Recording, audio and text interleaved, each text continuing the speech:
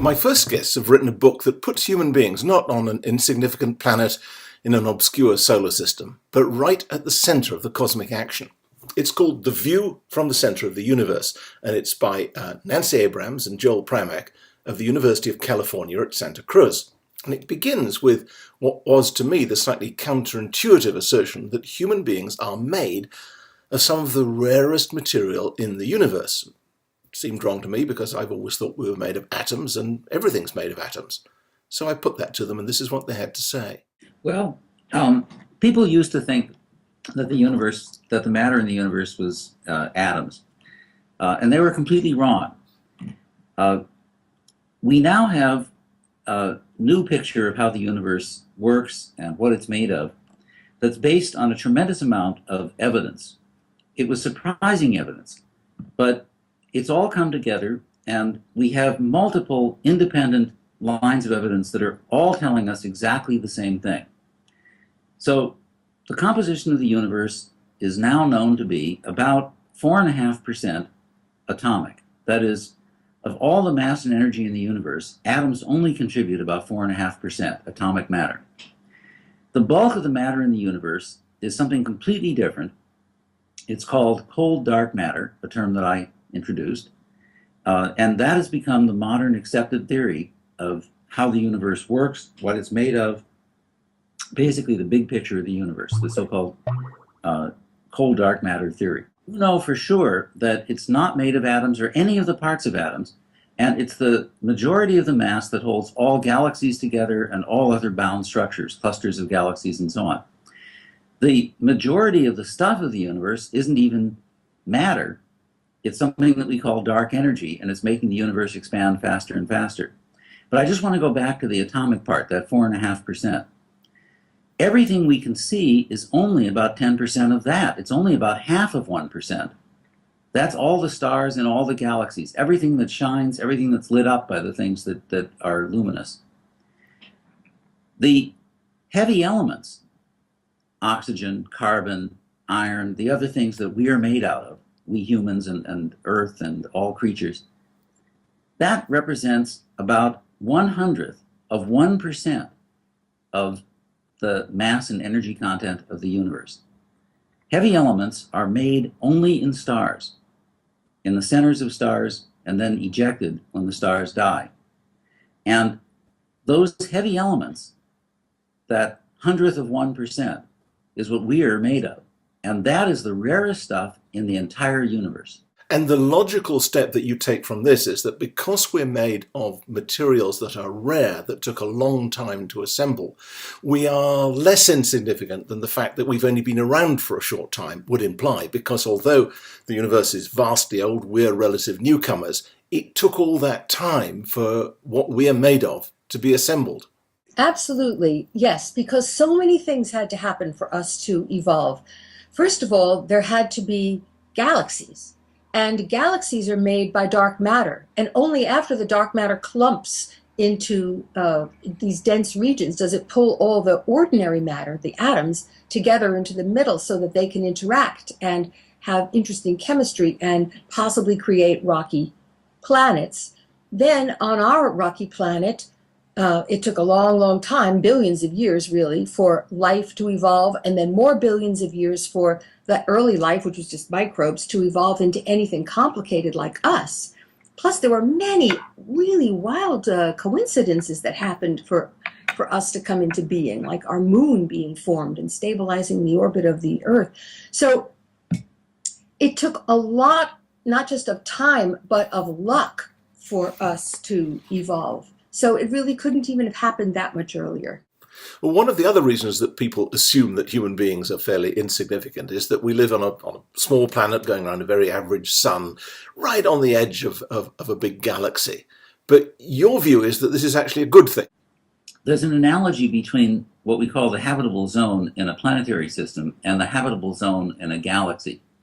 We certainly live on Earth in the habitable zone of the solar system. Earth is the only planet that has liquid water on its surface and that always has had a temperate climate that allows liquid water. So it's no wonder that Earth is the planet that is full of life and where we humans evolved. Now, in the system of a galaxy like the Milky Way, a big disk galaxy, the thought is that you can't be too far out on the edge, or stars will not have gone through enough generations to make enough heavy elements to make rocky planets like Earth. So you don't want to be too far out. If you look at the outer edges of galaxies, you find that they have much less of the heavy elements that are needed. If you look toward the center of galaxies, there's more heavy elements. But the problem with the centers of galaxies is that they're awfully busy, dangerous places. There's a giant black hole at the center of our galaxy that sometimes emits huge amounts of radiation. And when the stars are tightly clustered together, as they are near the center of the galaxy, it's likely that there'll be supernovae, gigantic stellar explosions, too close for life on nearby planets to survive. So that's what led to this idea that there's a zone that's perfect for the evolution of life on good planets. And so people call this the galactic habitable zone. And in fact, our sun seems to be right in the middle of the galactic habitable zone. So yes, we're out in the boondocks. That's the best place to be. Long, multi-billion year chance for a planet to evolve life. All right, so we're made of very rare material, and it took billions of years to form, and we live in the ideal part of the galaxy for life to evolve. But in terms of our significance, aren't we awfully small? I mean, less than 7 feet high, most of us, and the universe is millions of light years across. Surely the really significant living creatures in the universe would have brains the size of planets, would be much larger than we are. Well, there's a problem with that idea that bigness in brains or thinking apparatus would lead to bigger thoughts. What they would do for sure is lead to slower thinking. The reason is that it takes light 100,000 years to cross a galaxy the size of the Milky Way. And that means that for one part of the Milky Way to coordinate its thinking with another part of the Milky Way takes 100,000 years or something of that order. That means that the total number of thoughts that a Milky Way-sized intelligence could have had in the entire history of the universe is fewer than you or I have in a minute or two. So, to put it a little differently, if we want to build a supercomputer, we use these things to simulate the universe and many other things these days. The way you do it is not to have a very large device extended over a city or even a city block. What you do is you pack the thinking elements, the little electronic gadgets, as closely together as you possibly can. And you have most of the actual calculations done in these very small regions. And then you hook those together so that you can spread the work around, but you still keep the whole thing as compact as possible to speed up the communications. If you spread it out, you're simply going to slow the whole thing down because nothing can travel faster than the speed of light. And in practice, the actual speeds are a good deal slower than that. And of course, with humans, like all other animals, it's a combination of electricity and chemical signaling across synapses. And so the speeds are even slower than that. So compactness is essential. The way the brain works is that a lot of the thinking is done in little regions of the brain, and then they coordinate across the whole brain, which already takes a fair amount of time. So it's crucial to have the thinking part be small. You can have a community of thinking creatures, and then that can be somewhat spread out. But then the slow speed of communication comes in. And let me say also about the comment that we're so small and the universe is so large. We are actually at the midpoint of the possible sizes in the universe. There actually is a largest possible size and a smallest possible size, at least according to the laws of physics that we know now. And we humans are right in the middle. We are halfway between the largest and the smallest on a logarithmic scale. So when people think about how small we are compared to the universe, they're not thinking about how huge we are compared to the tiniest sizes, because there are sizes that are as small compared to us as we are compared to the universe. And in that way, we are actually central to all the possible sizes. And as Joel is pointing out, that is the sweet spot for being able to think. Also, more generally, if you look at complexity, the sweet spot for complexity is just our size scale. The most complicated things that we know are brains like ours and social organization like what we have on Earth. And you can't have that kind of complexity on bigger scales because of the slow speed of communication, or on smaller scales because there simply isn't enough stuff on smaller scales to have a complicated organization. So we're right in the middle of the peak of complexity in the universe if you look at the different size scales. Does it follow from that if we discover extraterrestrial life, it might be more similar to us than we've been led to expect? Not only will it likely be about the same size that we are, we'd like to say somewhere between the size of a puppy and a redwood tree. But in addition, it's likely to share certain other characteristics. Since on Earth and probably on all other planets with complex life, there's a natural selection process operating, Darwin's great idea. That's going to select for efficiency, and that's going to lead to a circulatory system somewhat like ours. And that means that very likely creatures that evolved on other planets in completely different circumstances are going to share certain basic organizational similarities to us. So they'll probably be about our size, and they'll probably be, in other ways, probably more similar to us than science fiction authors used to think about. But hopefully nicer. Oh. And as a final question, I'd like to ask this. Do you think that if we did begin to see ourselves as more central and more relevant than conventional wisdom has it at present, it would or should have any influence on how we behave as a species? Yes, it would, but not just that. There's a whole scientific picture that really has to be adopted together. It's not just that we're central and we can use that as some sort of metaphor to mean that we're more important than other animals or something like that. You have to look at the whole picture together.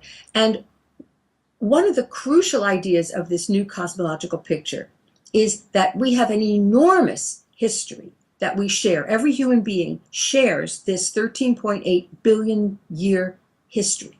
And we could have hundreds of millions of years on this planet with good conditions. The sun will still be fine, we'll have water and so forth, a benign environment, if we don't mess things up right now. Because when you see, cosmologically, when you see the huge expanse of time that we're just in the middle of, I think it really helps people to understand that we are not at the end. This is not, we haven't already screwed up the Earth so badly that it would be better without us. Not at all. We are the beginning of something immense, we intelligent beings.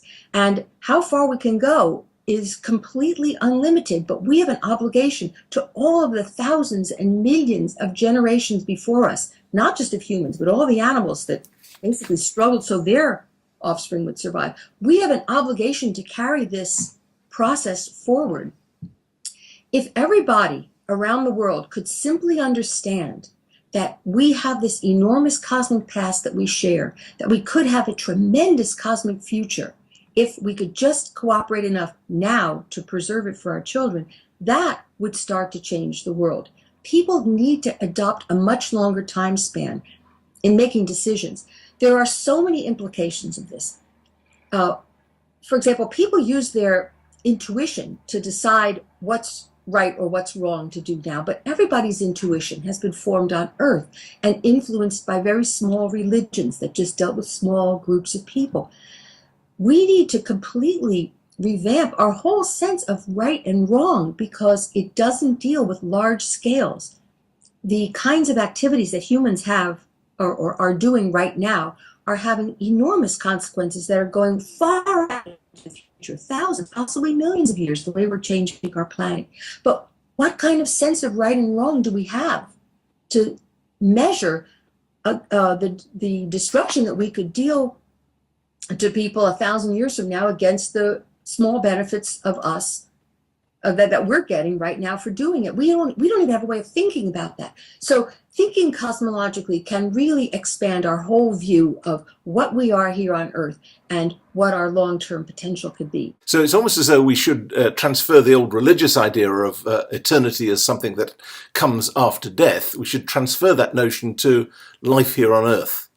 Yes, exactly. The whole idea of focusing on what's going to happen to us after death forces us to have an extremely short view about our value here on Earth.